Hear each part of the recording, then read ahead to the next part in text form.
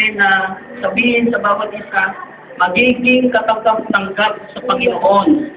Yung gagawin natin, pag-release natin ng blessing, kung tayo lahat na narito Kala niyo, Big.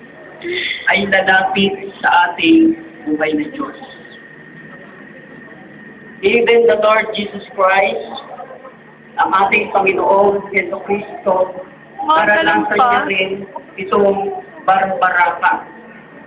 Naranasan niya rin itong salitang ito.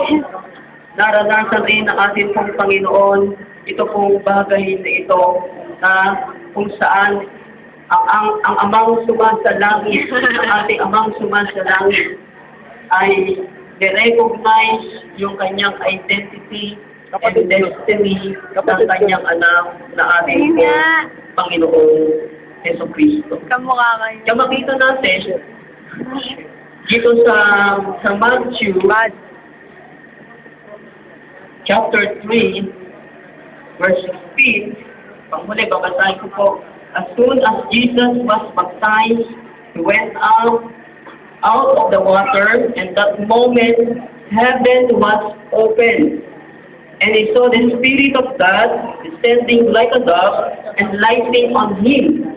And a voice from heaven said, "This is my Son. This is my Son." It was identified by Father. That him I am will release. Pinakita ng ating pong dakilang Diyos, nirelease ng Diyos yung kanyang blessing sa kanyang anak na ating Panginoong Yeso Cristo.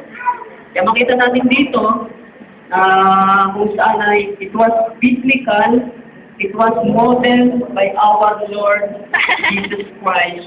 Ito po barbaraka.